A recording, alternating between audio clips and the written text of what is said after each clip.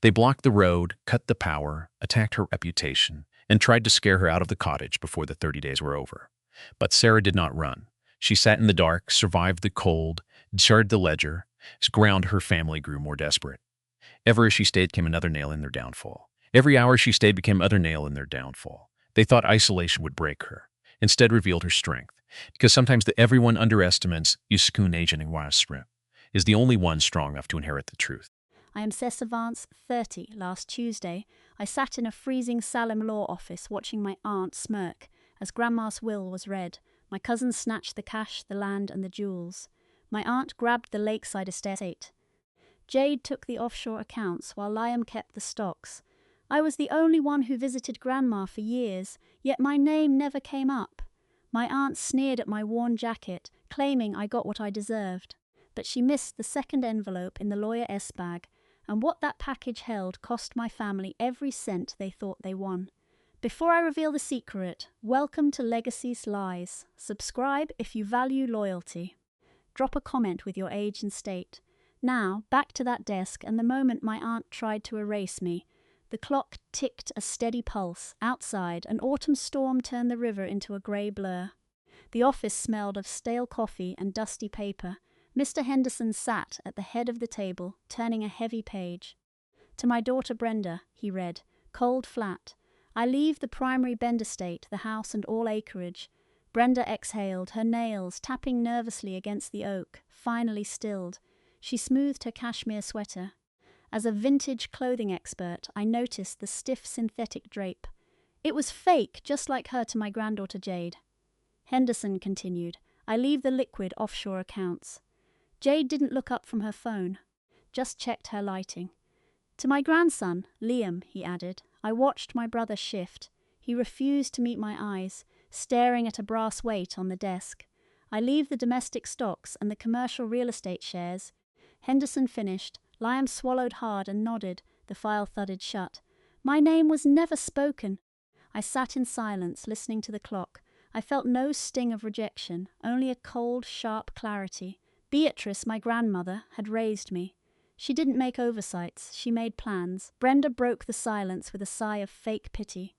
I know this is tough, she said, her voice dripping with sugar, but Mother was a pragmatist. You chose a hobby over a career. She knew you couldn't handle capital. It is for the best. Liam flinched, staying quiet. Jade offered a thin, rehearsed smile. We will send you some knickknacks, Brenda added, rising to claim her victory. A vase or an old quilt for your collection. She reached for her coat. Sit down, Brenda. Henderson's voice was soft, yet it sucked the air from the room. Brenda froze, hand hovering near her collar. Henderson withdrew a thick, weathered envelope from his briefcase. The red wax seal bore Grandma's personal crest. The main will is concluded, Henderson said, finally locking eyes with me. However, I was told to wait until the primary gifts were accepted. He broke the wax seal. The snap echoed louder than the clock. There is a second document. He held the envelope high. The mood shifted from triumphant to fragile. Brenda lowered her arm. Her synthetic sweater looked cheap. Henderson sliced the paper. The sharp tear made Liam flinch. He placed 2 items on the table with deliberate care. First, a heavy tarnished brass key. It bore a deep, dark patina, the grooves worn smooth. Second, a thick, worn leather ledger bound by a small brass lock. Henderson didn't smile. He looked at us like a surgeon delivering a grim diagnosis. This is not an addition to the estate, he stated, tapping the ledger. This is a separate, binding contract. Beatrice established a blind trust independent of the court. Access is tied to this key. Brenda laughed, a sharp, breathless sound. A blind trust? Mother hated trusts. What is in it? Henderson ignored her. He looked only at me. Sarah, your grandmother outlined a specific residency clause. To inherit what this key secures, you must live in the Weaver S cottage on the edge of the Bend property. You must live there alone for 30 days. No outside financial help. If you leave for even one night, the contract is void and the trust dissolves. Brenda laughed harder. Jade looked up, confused. Liam kept his eyes down, a muscle pulsing in his jaw. The Weaver-esque cottage, Brenda sneered, her confidence returning. That miserable shack in the woods. The drafty floorboards and the ancient hearth. Sarah, Mother! isn't giving you an inheritance. She is giving you a chore, a punishment for playing with rags." Jade smirked, sliding her phone away. 30 days without heat. "Have fun freezing to death, cousin." I stayed silent. I kept my eyes on the table, resting my fingertips against the ledger. The leather felt brittle. As I traced the binding, a faint scent rose: peppermint oil and old paper. It was Grandma. It was the exact smell of her study, where she taught me to authenticate historical documents. My heart thumped. This wasn't punishment. Beatrice never acted out of spite. She acted out of strategy. The cottage was isolated. She was removing me from the family noise, giving me a place to focus. She was giving me an assignment. I looked at Henderson. "I accept the terms." He nodded, pushing the key and ledger toward me. The 30-day clock starts at sundown. I dropped the items into my tote and walked out. The cold air hit like ice. The storm intensified, blanketing the streets in white. I climbed into my Subaru. The engine rattled before starting. I cranked the heat, but it only blew lukewarm air against the frozen windshield. The drive to Bend took over an hour in the mounting snow. The roads wound through dense, bare forests. The wipers served as a metronome for my racing thoughts. I pictured Grandma in her study, sipping tea, calculating this exact scenario. Beatrice didn't build a legacy by leaving things to chance. If she left a locked ledger, it held answers. If she demanded I stay in the cottage, she knew those walls provided something the main house could not: protection, secrecy. I knew the cottage well. It was an 18th century relic, a rare survivor from the original land claim that predated our family in Oregon. Grandma spent a fortune preserving its structure, refusing to modernize it. No central heat, no hot water, and a roof pitched to shed heavy snow, but had a stone hearth, spring water, and shelves of oil lamps. Because of my work, I spent my days analyzing colonial textiles. I understood the reality of historical living. I was ready. I knew how those cottage owners survived brutal winters. I could manage, but turning onto the private lane, my gut twisted. The snow was untouched, a perfect sheet of white. My tires spun wild before the all-wheel drive grabbed hold. I crested the hill and saw the cottage outline. Then I jammed the brakes. The car fishtailed anti-lock brakes, grinding against ice. I slid to a stop inches from a polished metal wall. Parked sideways, blocking the path, was a pristine black SUV Cynthia S-Cars. She hadn't gone to the office. She sent it here. The SUV was wedged between two oaks, a total barrier. No way around. The banks dropped into a ravine. I left the engine running and stepped into the bitter wind. The cold stung my skin. I trudged through knee-deep snow to the barrier. Wiping frost from the window, I peered inside, empty. The keys were gone. Cynthia had trapped me long before Julian opened that envelope. She knew the trust conditions, or she guessed Beatrice's final move. By blocking the road, she was forcing a legal default. If I couldn't reach the property line by sunset, or if I left to get a tow, the 30-day clause would void the contract. I stood in the swirling white. The sun dipped behind the trees, casting long shadows. Less than an hour left. Cynthia thought a locked car and a freezing mountain would break me. She thought I was just the quiet niece who sold old blankets. My fingers gripped the brass key in my pocket. I killed the ignition. The Subaru went silent, leaving only the wind howling through the pines. Cynthia thought her luxury vehicle was an impenetrable fortress. She figured I would sit there, watch the gas gauge fall, and crawl back to town. She didn't know my stubborn streak. I slung my bag over my shoulder, pulled my collar tight, and stepped into the drifts. My boots crunched into the frozen crust. The temperature dropped as the sun vanished. Pine branches snapped under the ice. My lungs burned, but I kept my eyes on the path. 20 minutes of grueling climbing later, the dark silhouette of the cottage finally appeared. Built 3 centuries ago, this place was a fortress, sloped roofs, tiny windows, and weathered shingles. I stepped onto the porch, stomping ice off my boots. My numb fingers found the rusted iron key hidden under a floorboard. The deadbolt groaned, but the door swung open. I hit the light switch.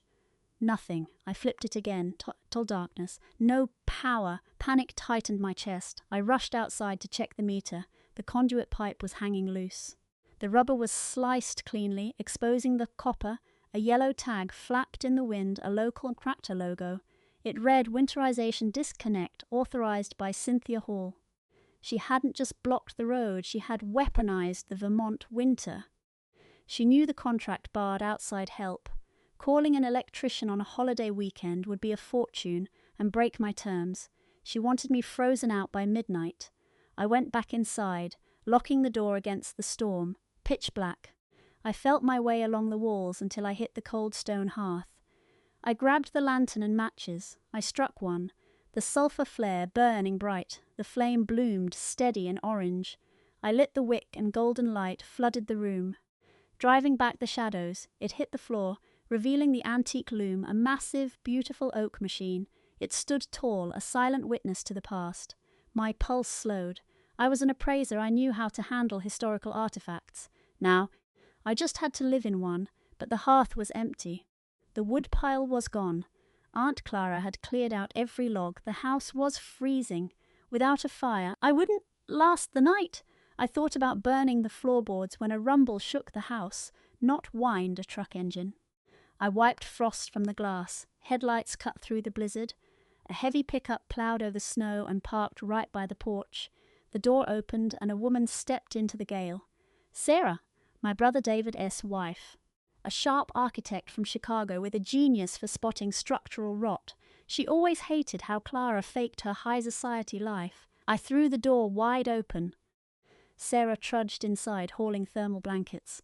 "You are freezing," she said, pushing past me. "Why are you here?"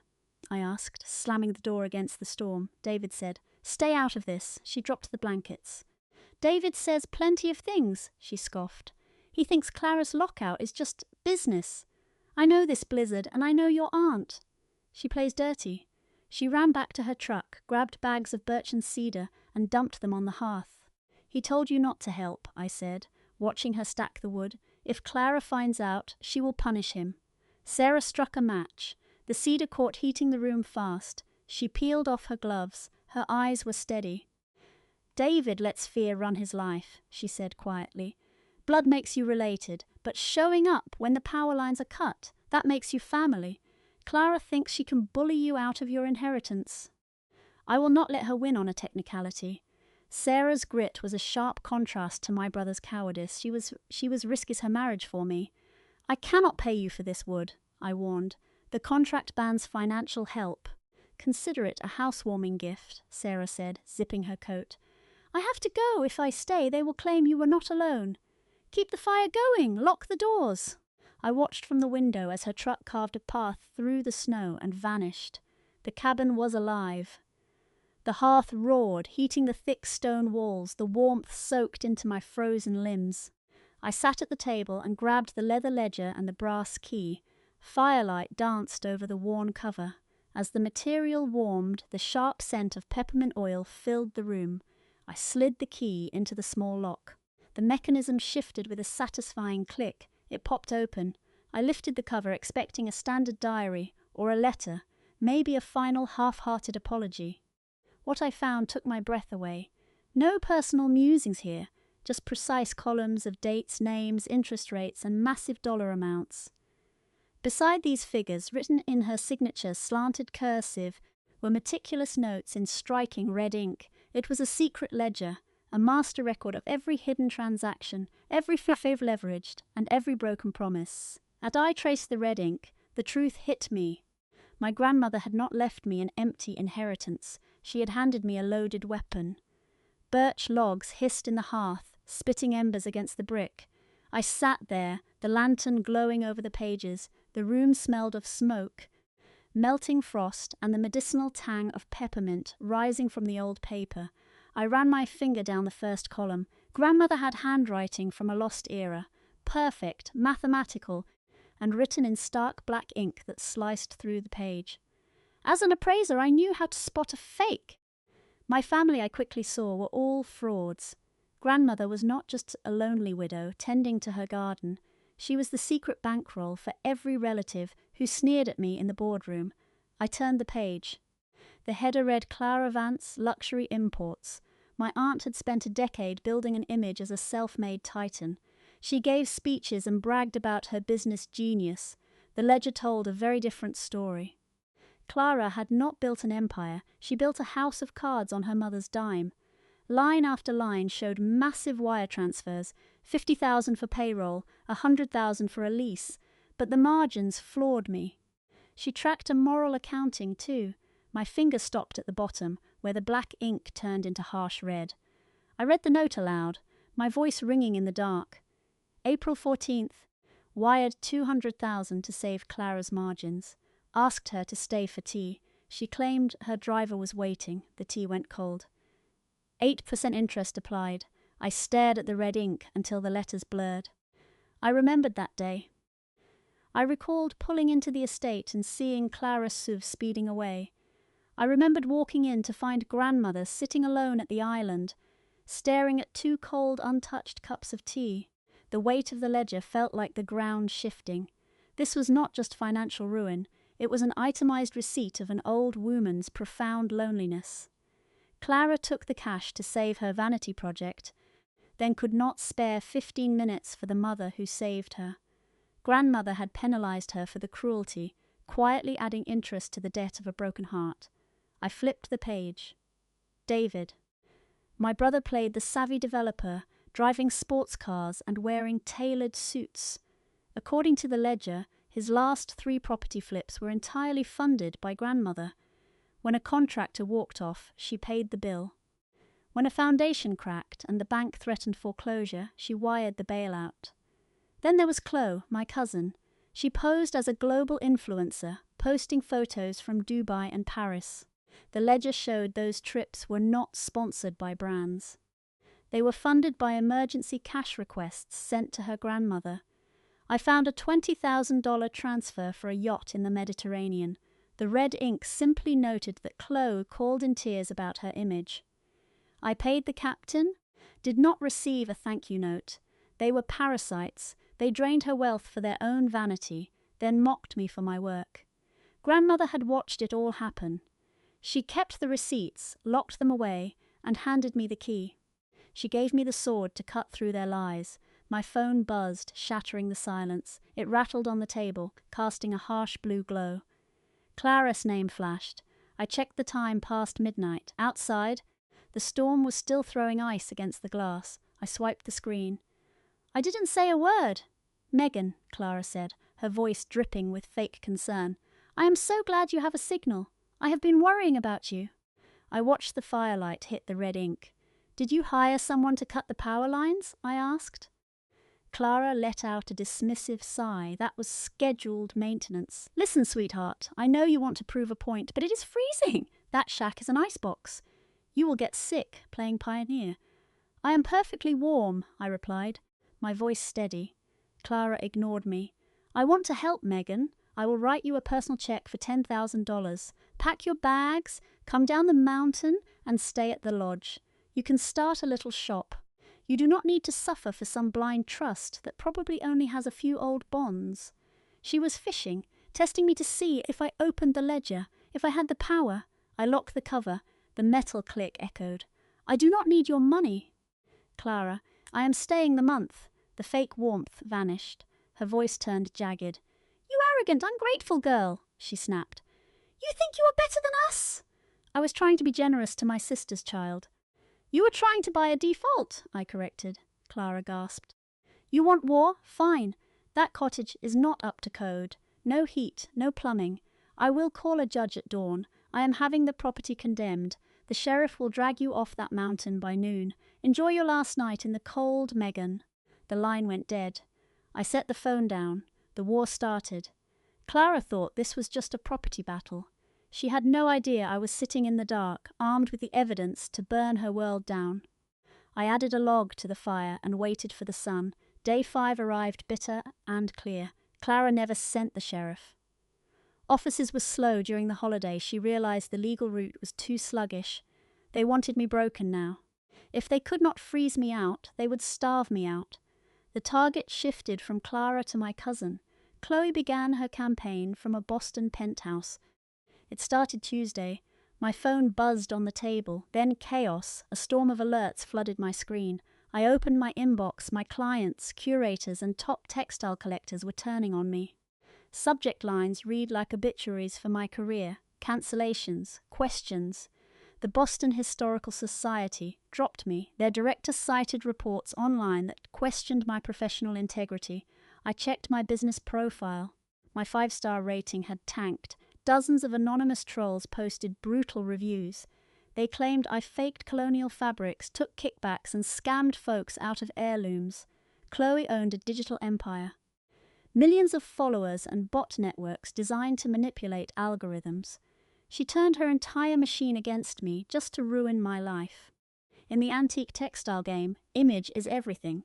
One rumor of fraud is a death sentence. Chloe was spreading lies across the industry. My phone buzzed again. Another client cancelled. I paced the cabin, shivering, fighting off the panic if the business folded. I would be penniless when I left this mountain. They wanted me to abandon the residency to save my firm. I flipped my phone over. I refused to let Chloe win. I needed something tangible. My gaze settled on a quilt hanging on the wall, a mid-19th century trapunto piece. It was a complex style where stitches outlined patterns stuffed with wool to add depth. A feather-wreath design bordered in deep indigo. I stepped closer, tracing the raised stitching. Usually the textures kept me grounded, but as my fingers brushed the edge, something felt off. The fabric was vintage cotton, worn paper-thin, but the backing felt stiff. I stepped closer, angling my lamp. The thread holding the layers had an artificial shine. Authentic 19th century quilts use linen or cotton. This caught the light with a synthetic glare. Nylon. Nylon did not exist back then. Also, the stitching was too perfect, clearly machine-made. Grandma was a total purist. She would never use cheap, modern thread on a relic unless it hid a secret. I grabbed my tools and pulled a seam ripper. I slid the blade under that synthetic thread. With a quick motion, I snapped the nylon. I worked along the edge, separating the front from the backing. As the seam popped, a corner of yellowed paper peeked out. I gasped. This house was a vault. Grandma had turned her home into a fortress. I reached into the hollow quilt and pulled out a thick manila folder.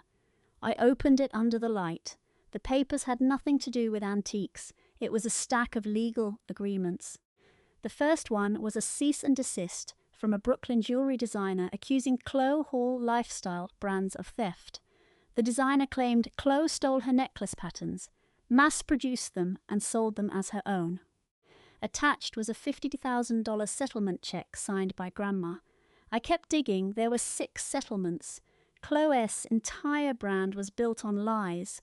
She was a serial thief who used her grandmother to pay off her victims. Every deal was countersigned by Grandma, with angry red notes.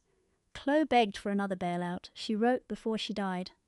She threatened to cut me off if I did not pay the artist, the note said. She is a hollow girl, living a hollow life. Chloe was attacking me, not knowing I held the proof of her fraud. If these leaked, her brand would be finished. A lawsuit would destroy her. My phone buzzed. Maya. I picked up Megan, she said, her voice crackling. Have you seen your page? I am watching the reviews, I said, keeping my voice steady. Maya took a breath. I knew Cynthia could not pull this off, so I called a favor. My firm's it head owes me. I had him trace the IP addresses hitting your page. What did he find? I asked, already guessing. They are using proxies, Maya said, but my guy is good. He traced the traffic back to a luxury condo in Boston, Chloe's building. Exactly, Maya confirmed. She hired a firm to nuke your reputation. I have the logs linking the attack to her private network. I can send the file. Send it, I said. Thank you, do not thank me yet, she warned. This is just the start. Ethan and Cynthia are planning something too. Stay alert. I will, I promised. I hung up and the file download finished. I had the digital trail linking Chloe to the smear campaign and the paper trail proving she was a fraud. I grabbed the leather ledger, unlocked the padlock, and turned to the section on Chloe's offshore accounts. I picked up my pen under Grandma's red notes. I added my own in black ink. I wrote down the date, the IP evidence, and the NDAS found in the quilt. The ledger was not just history anymore, it was a weapon. Chloe had fired her best shot. She did not realize her own house was covered in gasoline, and I was holding the match. The attack was neutralized by the secrets hidden in these walls. I spent days in a routine, ignoring the threats, waiting then. On the 11th morning, the wind died and a heavy silence fell. The snow stopped. I was by the hearth when I heard a distinct crunch on the porch, a heavy boot on frozen wood. Someone had made it up the road, and they were standing outside my door. The mountain went quiet after the smear campaign collapsed. The fake reviews stayed up, but the frantic digital assault faded into the winter chill. Chloe retreated. Knowing her own corporate theft was one leak away from ruin, the silence felt like the calm before a tsunami. They were just changing tactics. The second week was all about my brother, Silas. He played the perfect peacemaker at family events. He wore Italian suits, drove an expensive car, and ordered top-shelf scotch like a mogul. But his entire success was a lie, a facade built entirely on Grandma's checkbook.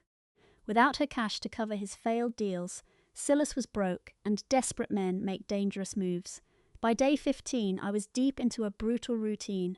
Living in that cabin meant constant work. Every morning I was outside, swinging a heavy iron maul against frozen logs to keep the fires burning. The rhythm kept me warm and focused. I actually left the door unlocked while I worked, trusting the remote location to keep strangers away. A bad mistake. After hauling wood inside, I tended the hearth. Once the cedar logs caught, I started checking the wide pine floorboards for loose spots. Grandma had layered the floors with heavy vintage rugs to block the drafts. One piece in the centre of the room looked off. It was a mid-19th century hand-woven tapestry, dyed with deep indigo and vibrant madder roots. I knelt there, running my fingers over the complex geometric patterns. Something felt loose underneath. The floor dipped when I pressed down. I rolled back the heavy rug, revealing the raw timber. One board did not have the standard hand-forged nails like the others. I grabbed a screwdriver from my kit and jammed it into the seam. With one sharp twist, the plank popped right out. I pried up a floorboard and found a black leather portfolio. Inside, no ledger, but a record of my brother Julian S. private demons, pages filled with offshore transfers to the Caymans and brutal notices from betting rings.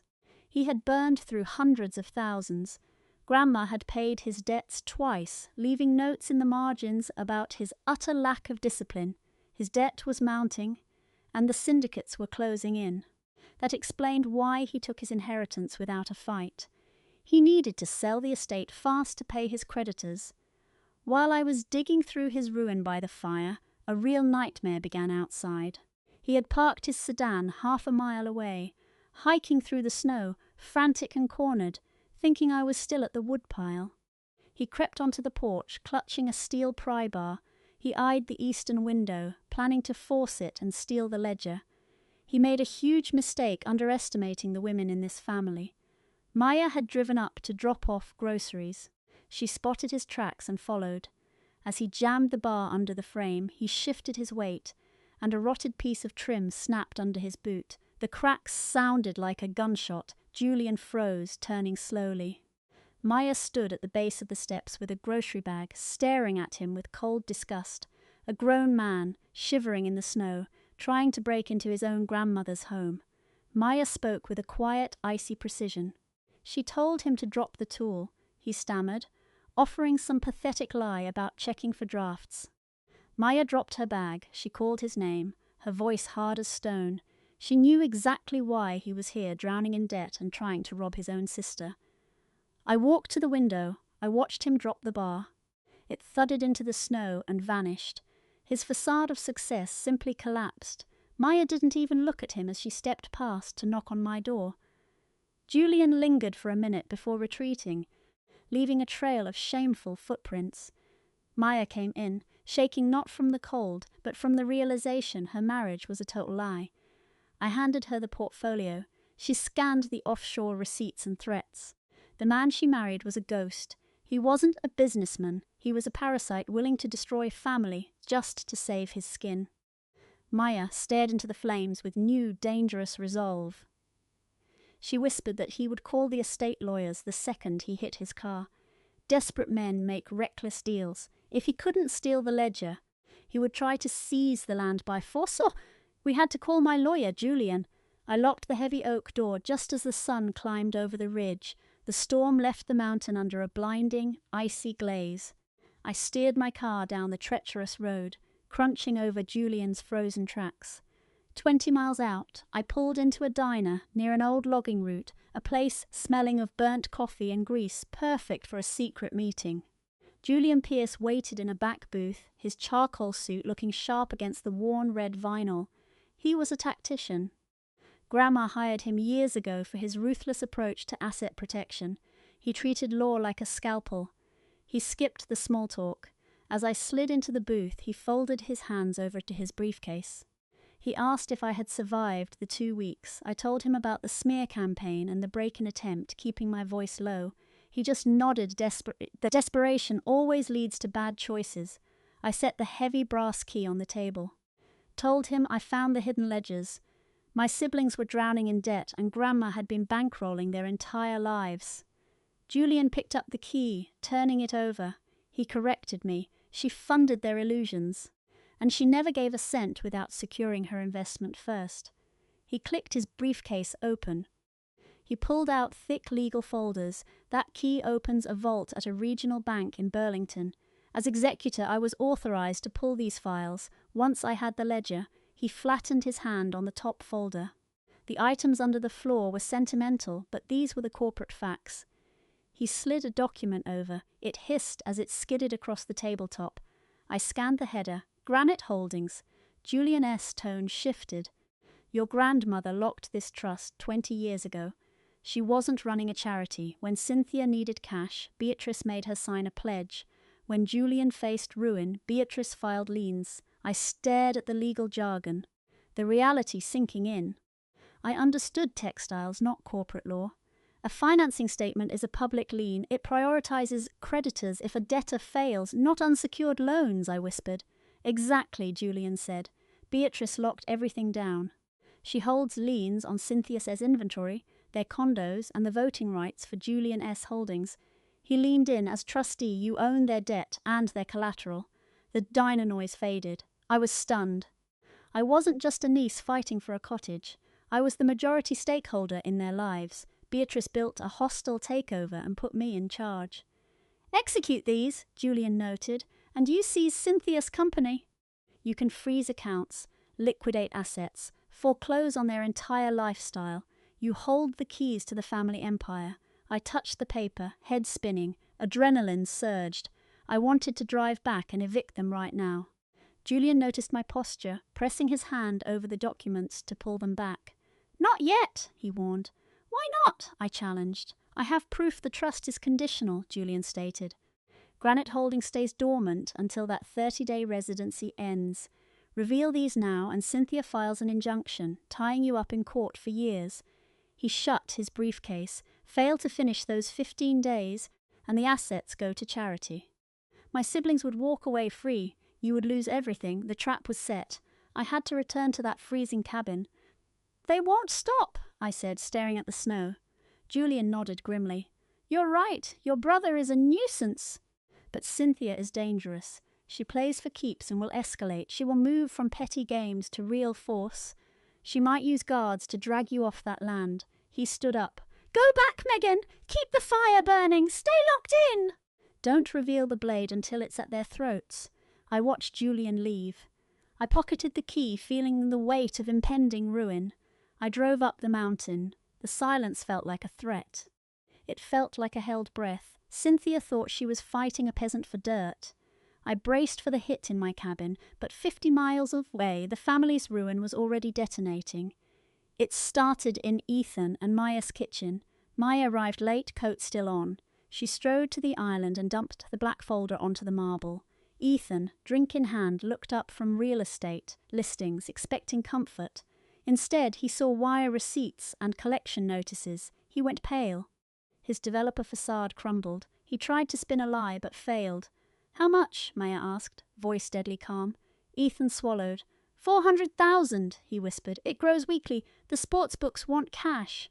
Maya stood there, watching her world collapse. You tried to rob your own sister to save yourself. You trashed Grandma's place while she lived there, Ethan pleaded, but she pulled away. Cynthia has a plan, he said. A developer wants the estate for a luxury resort. $12 million closing in 7 days is... Maya shook her head. The estate is in probate. No clear title, no sale. Ethan insisted. Cynthia held the deed. If Megan stays, the deal dies. So Cynthia wants her gone this week. How? Maya demanded. Ethan stared at his drink. She is hiring private security to evict her tonight. The kitchen went dead silent. Ethan waited for his wife to defend him. She didn't. Maya ripped off her rings. I married an ambitious man, not a coward. Ethan panicked as she dropped the platinum bands. They hit the marble with a sharp final ring. I am filing for divorce in the morning. Maya didn't flinch. Don't contact my office. She walked out, driving through the freezing night toward the estate. She reached my cottage near midnight. I threw the bolt, shocked by her arrival. They are coming tonight, she gasped. Slamming the heavy lock shut, Ethan confessed it all. Cynthia needs the land empty for a $12 million deal and hired contractors to drag you out. My blood ran cold. Mercenaries? I reached for my phone to call the police. Maya stopped me. The sheriff won't touch a civil dispute, and by the time you file, you will be off the property, and the trust will dissolve. You cannot leave this cabin. She was right. Any movement off the property line triggers the clause. I grabbed a splitting maul. Maya dragged a heavy antique chair over. Together, we shoved the solid oak table against the door.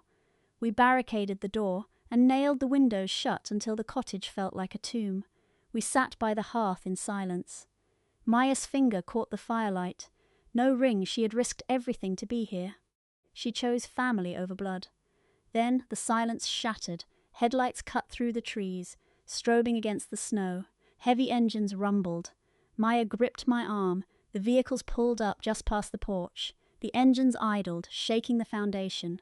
I heard doors slam, then the crunch of tactical boots on frozen snow. No knocking. They were here, to reach. Cynthia's final offensive had arrived. The boots stopped at the bottom of the stairs. I clutched them all, ready for the wood to splinter. Then 3 sharp, polite knocks. Megan Hall. A muffled voice called, "My name is Arthur Vance. I am here for your aunt, Cynthia Hall, to inventory the artifacts." Maya and I stared at each other. They didn't send muscle. They sent an appraiser. I cracked the door. A man stood there in a tailored wool coat, looking ridiculous in the Vermont wild. "Good evening," he said, flashing a slick smile. "Cynthia hired me for an urgent inventory of the antiques for a Manhattan auction." I saw it immediately. Cynthia knew an eviction would trigger criminal charges, so she sent a Trojan horse. This man was a corporate spy here to photograph my ledgers. I stood my ground. "Ethical guidelines forbid appraisals in a blizzard, in the dark," I said. He chuckled. "My client is motivated," he countered. "It would be a shame to report you blocked a lawful inventory." He was threatening me with a breach of contract. I pulled the door open. Arthur stepped inside, eyes darting everywhere. He studied the floor, the shelves, and my bag. "Fascinating," he murmured. He pulled out a high-resolution camera, not the tools of an appraiser. He moved toward a chest covered in a fragile 17th-century silk panel. Arthur reached out to flip the fabric. "Do not touch that," I snapped. He smirked. "I need to examine the warp and weft, Megan. Standard procedure." My fury peaked. I stepped into his space. "If you knew anything about 17th-century silk, you would know it uses silver-gilt thread on a silk core. Your hand oils will destroy it. You need nitrile gloves and proper light, Arthur," says Smirk faltered. "You are no appraiser," I said. "You are a corporate spy looking for a ledger, but you made a mistake. You stepped into my domain. One call to the antiquities community, and your reputation is toast. You will never work in a gallery again." Panic replaced his confidence. He knew he was talking to a professional. "Cynthia is paying me," he stuttered. "She said you were hiding family papers and told me to photograph them." "She played you," I said. "Go back empty-handed and she will dump you." "I have a deal." Arthur froze, camera shaking. I pulled a manila folder from my bag. It was filled with fake financial records I made days ago. I had cooked the books to look like Beatrice lost her fortune right before she died. The papers made it look like the estate was bankrupt. I shoved the fakes his way. "Tell Cynthia you found these under a floorboard during the storm." Get her the photos tonight. Arthur stared, mind racing. Why would I help you? Because if you listen, I will act like you were never here. I promised you keep your pay. You keep your reputation and walk away from this family. Mess for good refuse. And I will ruin you by morning. He did not hesitate. He grabbed his camera and zoomed in. He snapped photos of the fake ruin, flash strobing the cottage. He tucked the camera away. I will tell her this is all I found, Arthur said. His arrogance gone. Get out, I told him. He bolted, scrambling down the porch. His engine roared as he sped off the mountain. Maya approached. That was risky, she said. What happens when Cynthia sees those photos? I watched the logs burn. She will believe Beatrice died with nothing. She will think the holdings are empty. She will panic, and a panicked woman, Maya realized, makes reckless mistakes. Exactly, I said. Cynthia is out of time. She will rush that illegal sale to pay her debts. She is walking into the trap. We wait. Day 30 broke with blinding clarity. The storm left the forest iced. I watched the last logs turn to ash. The cabin was freezing, but I barely felt it. The residency clause was met. I survived the smear, the theft and the spy. The trap was sprung. I grabbed the leather ledger, locked it, and shoved it into my bag with Arthur's fake docs. I pushed the heavy door open and stepped out.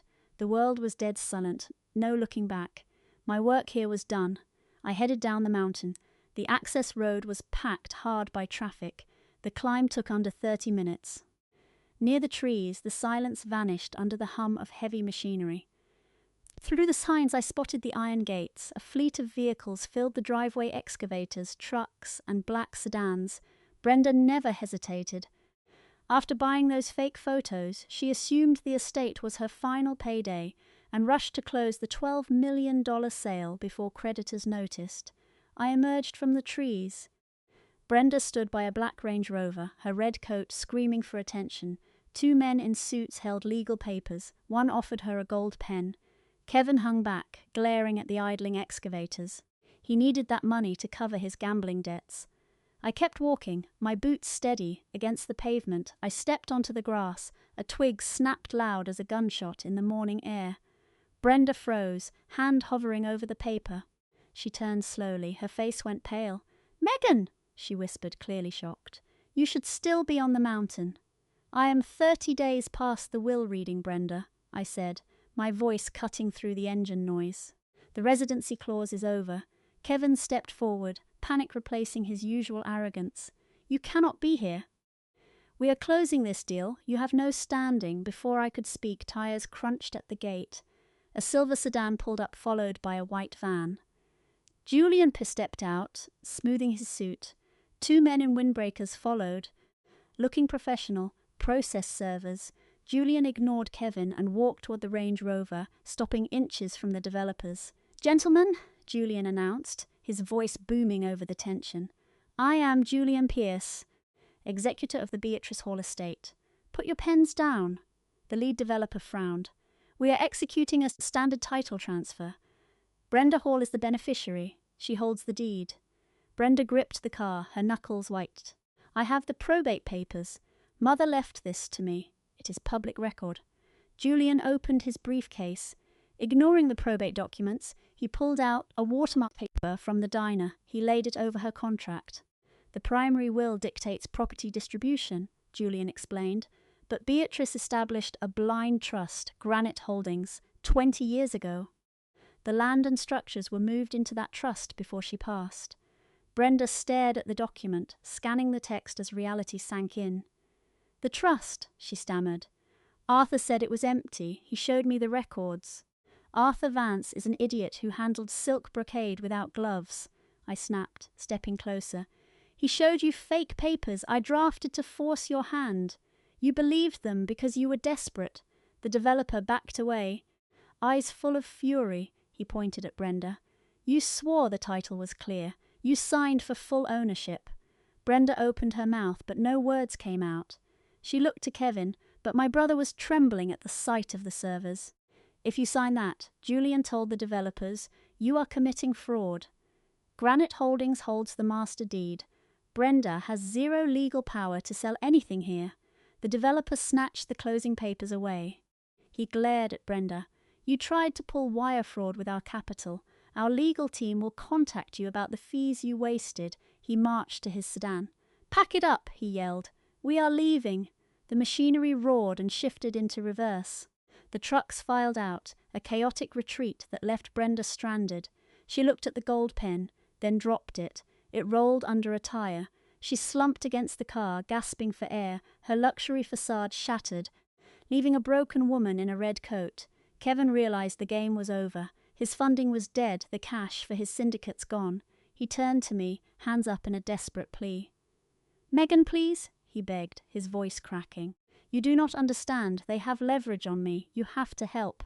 We are family." He stepped toward me, but a figure blocked his path. It was Maya. She stood between us, posture rigid, dark eyes cold. "You do not get to use that word anymore, Kevin," she snapped. She pulled a thick envelope from her pocket and pressed it against his chest. "These are your separation papers," Maya told him. "My lawyer filed them an hour ago. Keep the offshore debt. I am keeping my self-respect." Kevin stared at the envelope, his world crumbling. Maya turned and stood by me. The threat was gone. The sale stopped. The estate was safe. Julian Pierce offered me a rare, genuine nod. "The residency clause is satisfied, Megan. The trust is officially active." I walked past Brenda, who stared blankly at the snow. I ignored Kevin, who clung to those divorce papers like a lifeline. I marched up the stone steps to the main house. I pulled the heavy brass key from my pocket and turned the lock. The mechanism clicked. I pushed the door open, stepping inside not as a rejected niece, but as the master of the Hall Empire. I left that bitter morning behind. The foyer smelled of lemon oil and old wood, just like my childhood. This silence was different, not the quiet of being ignored, but the stillness of a vacant throne. Julian Pierce followed closely, briefcase in hand, his shoes clicking on the marble floor. We walked past the staircase and into the library. Beatrice spent her final years in this room. Floor-to-ceiling shelves held thousands of rare books. A massive rug anchored the space around an antique desk. Julian set his briefcase down and unlatched it. "The time for playing defense is over," he said, pulling out a thick stack of watermark documents. I stood near the windows overlooking the driveway. Outside, Brenda and Kevin looked tiny against the estate they had tried to steal. "You have satisfied the residency clause," Julian continued, laying the papers flat. "It is time to activate Ironwood Holdings." I walked to the desk. The documents were dense with legal text transferring full executive authority. Julian handed me a small velvet box. Inside was a vintage 1950s fountain pen. It was a Parker Vacuumatic, its pearlescent barrel gleaming. Grandmother used this exact pen for her most critical contracts. I unscrewed the cap. The gold nib caught the morning light. I pressed the tip against the heavy parchment. Black ink flowed perfectly, tracking my signature across the final line. In one stroke, everything changed. I was no longer an outcast fighting for a cottage. I was the chief executive officer of a multi-million-dollar trust. I held the reins of an empire. "We need a comprehensive audit," I commanded, my voice steady. "Bring me the UCC-1 filings and the asset schedules." Julian pulled a secondary folder from his case. He handed me detailed financial ledgers. I set up my base of operations at the mahogany desk. I was an appraiser. I was trained to find the truth in microscopic details. I applied that same logic to my family history for hours. I cross-referenced the ledger from the cottage with Julian's legal documents. The picture that emerged was a masterpiece of financial leverage. Grandmother had not been generous. She had engineered a brilliant system of control. Every dollar she gave to Brenda, Kevin and Sophie was secured by airtight pledge agreements. She owned the majority equity in Brenda S. Brand. She held the primary liens on Kevin S. real estate. She possessed the voting rights for Sophie S. Media Company. I looked at my signature, sitting beside Grandmother S. red annotations. Her plan finally clicked. She did not leave me this trust just to secure my future. She could have left me cash if she wanted that. She left me Ironwood Holdings because she knew the money was poison. It had turned my own blood into greedy leeches. She did not leave me money. She left me the legal leverage to break them. I hold the voting rights to Brenda's firm. I noted, scanning the spreadsheet. Julian nodded. You control the board. You can freeze her assets instantly. And Kevin's estate? I asked. Turning the page. The liens give you priority over his lenders, Julian confirmed. You can force the sale of his properties before his partners blink. I leaned back. The power was total. I could dismantle their worlds with a few calls. Prepare the notices. Julian opened a portable printer he had brought. He linked it to his encrypted laptop. The machine whirred to life.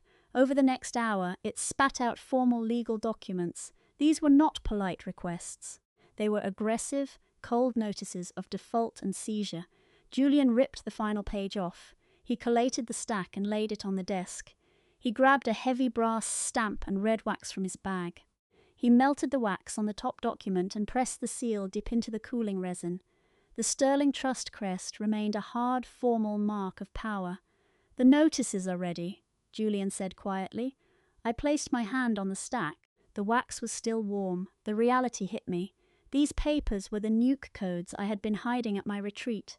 They had the power to crush my own family. My phone buzzed. It was Sarah. She had stayed quiet in Chicago while the others tried to evict me. Now the news of the blocked sale reached her. I answered. Megan? Sarah's voice sounded desperate. The polished influencer mask was completely gone. Brenda just called me in a panic, she said. You stopped the sale, and Julian brought in a blind trust. What is happening? I looked at seizure notices. Sarah, I said, my voice ice cold. Check your mail tomorrow morning. I hung up before she could reply. The defensive war was finished. I took the sealed documents, ready to go on the offensive. I walked toward the library doors, the files tight in my grip. It was time to show them what happens when you underestimate me. Julian Pierce handled things with the cold precision of a corporate hitman. No mail. He hired private process servers to ensure the legal documents were impossible to dodge. The hammer dropped on a Tuesday. I was appraising an antique rug when the net tightened across 3 states. Brenda was served in Boston during a high-stakes board meeting with venture capitalists. The server walked straight into the room. He ignored the front desk, marched into the boardroom, and slammed a red-sealed folder onto the glass table. The terms were brutal. She had 14 days to cough up $4 million. If not, Sterling Trust would liquidate her inventory, brand, and accounts. Kyle got his at a Connecticut golf course. He was on the 18th green charming bankers. When the server tapped him on the shoulder, it was a total asset freeze. Only Diane was caught at home. The server brushed past security, walking right to her penthouse door. The demand was for the emergency cash grandmother wired 5 years ago, secured by her home equity. Buys Wednesday. The receipts hit my desk. A heavy thud, the sound of total victory. The 2-week countdown started. Pure, unadulterated panic was setting in for them. Diane went on the offensive first. She went live on social media from her living room. No makeup, just a plain sweater, the classic victim costume. She sobbed for 20 minutes, claiming a jealous relative swindled our dying grandmother. She spun a tale of abuse, begging followers for support. She had no idea who she was dealing with. My team was ready. Alina had walked away from engineering to lead my strategy team. She watched Diana's live stream without blinking. Time to bury this fraud, she muttered. Her fingers flying across the keys, she launched a digital strike. She used IP logs to trace the smear campaign right back to Diana's own Wi-Fi. Then she pulled out the receipts, hidden agreements, proving grandmother had bailed out, designers Diane had cheated.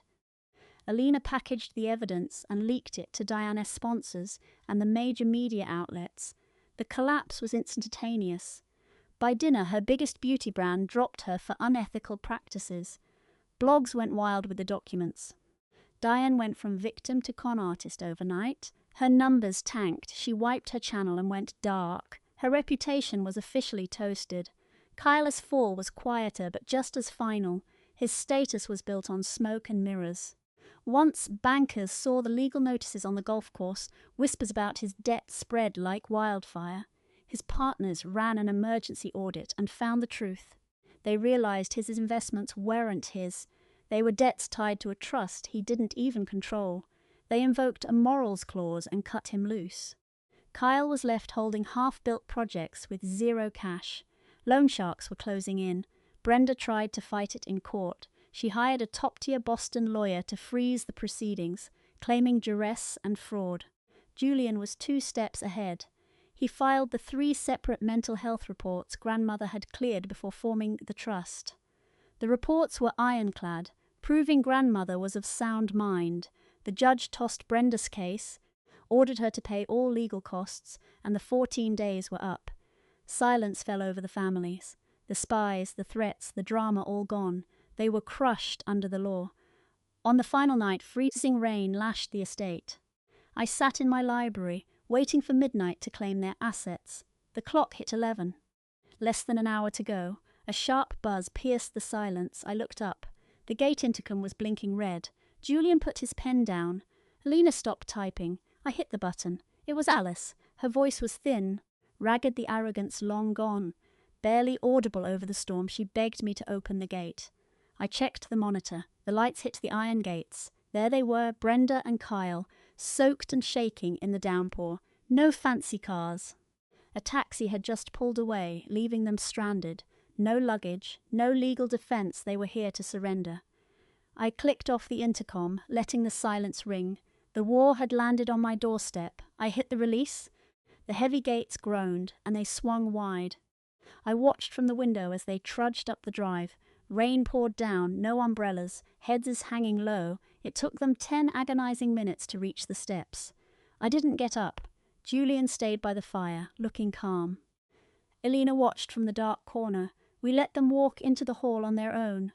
The library doors pushed open. They stepped inside, dripping water everywhere. A month ago they sat here acting like royalty. Now their clothes were ruined, drenched by the storm. Brenda gripped her bag. She shivered, and it slipped from her shoulder, hitting the floor with a hollow plastic thud, not the sound of designer leather. A cheap knockoff.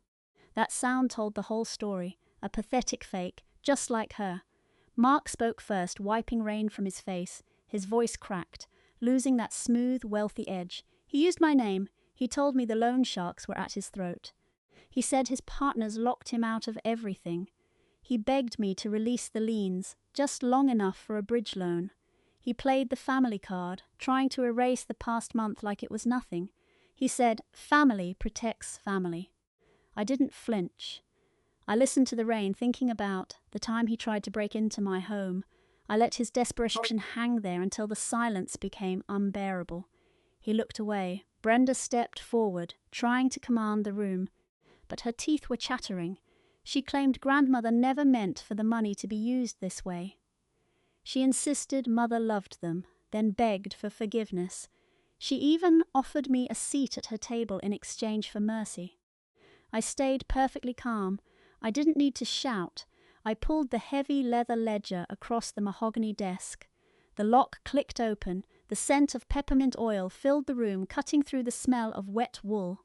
They stared at the book, terrified of what was inside. I flipped to Brenda's section. I scanned the debts in black ink, then pointed to the harsh red marks in the margins. I told her I wasn't auditing her money, I was auditing her character. I started reading.